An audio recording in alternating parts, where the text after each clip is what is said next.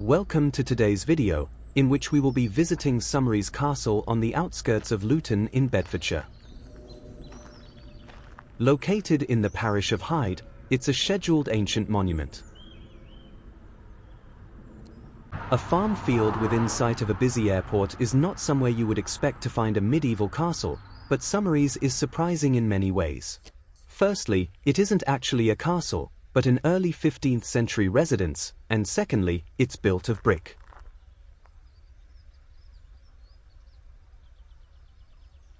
Finding the castle isn't easy.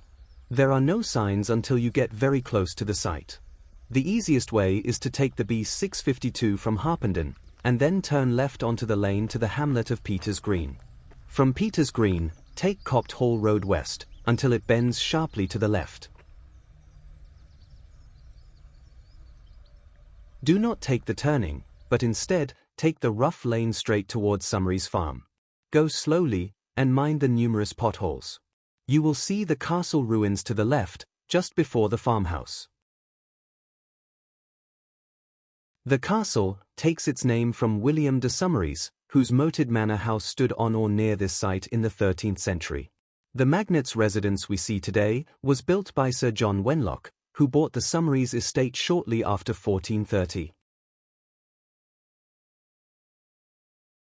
Wenlock was a soldier, statesman, and Knight of the Garter. He served as an MP, Speaker of the House of Commons, and as the High Sheriff of Bedfordshire and Buckinghamshire.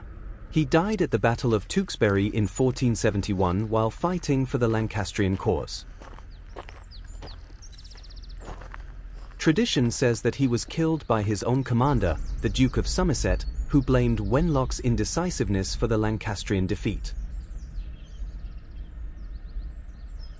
Another strand of the legend says that Wenlock survived the battle, and that he and his wife buried another corpse in his place, and lived several more years in secrecy. Wenlock has been dubbed the Prince of Turncoats for his changes of allegiance during the Wars of the Roses. He fought in 6 major battles during the conflict.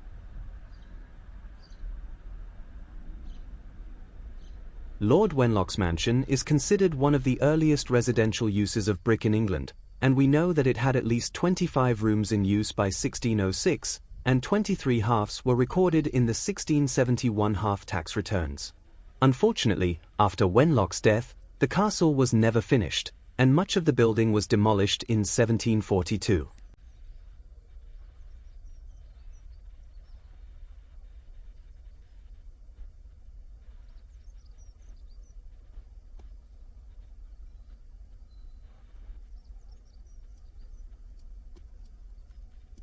Why were the gatehouse and chapel not destroyed as well?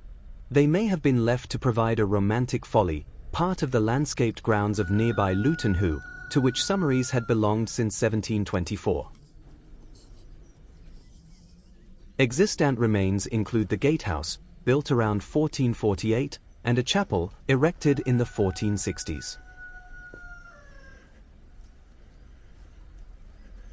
After Wenlock died, the estate passed to Thomas Rotherham, Bishop of Lincoln, and later, Archbishop of York. King James I visited Someries in 1605, when the castle was owned by one of Rotherham's descendants. It seems odd that Someries Castle's listed status refers to it as unique, and one of the earliest brick buildings in England, since brick had been in use since roughly 1330. There can be no doubt, however, that the elaborate brickwork we can see in the gatehouse is an impressive early use of the material.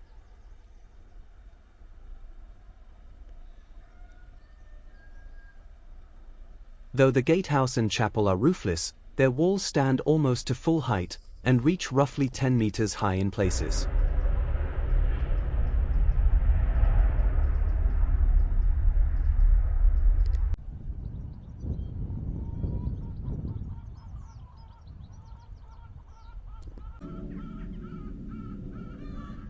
Through this door, you can see the remains of a brick-built newel stair, with steps supported on a spiraling barrel vault. A local tradition says that a brick handhold for the stair was in fact a whispering pipe, and that if you whispered into the bottom of the pipe, the sound would be heard at the top. Another tale says that beneath the castle ruins lies a secret tunnel, which supposedly connects it to St. Mary's Parish Church in Luton. Extending from the northeast end of the gatehouse is the rectangular chapel, measuring roughly 16 meters by 5 meters. The chapel has a large perpendicular Gothic window in the gable end. You can also see where the northwest wing abutted the chapel wall, but only fragments of the wing survive.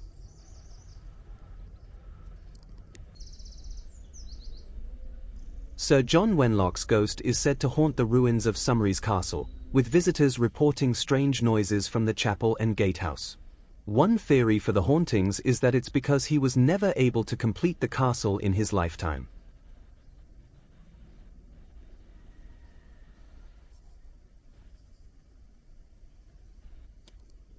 So why was the castle built here? Though the site is very close to the urban sprawl of Luton and its airport, in the 15th century it was well away from the town and stood very close to a major road linking Luton to Kimpton.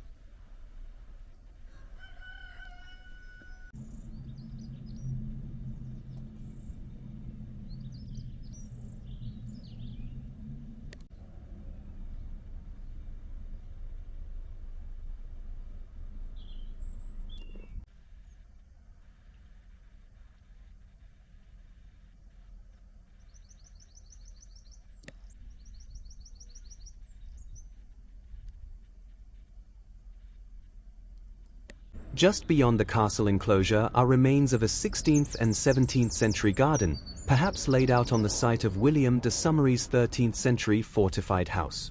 The 13th century residence could still be seen in the Tudor period, when the antiquarian John Leland visited and noted that the ruins of an old palace were still visible.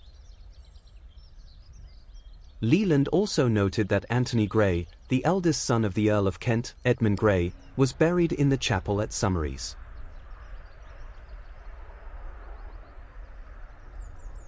From 1907 to 1909, author Joseph Conrad lived at the farmhouse next to the castle while working on his novel, Under Western Eyes, which was published in 1911.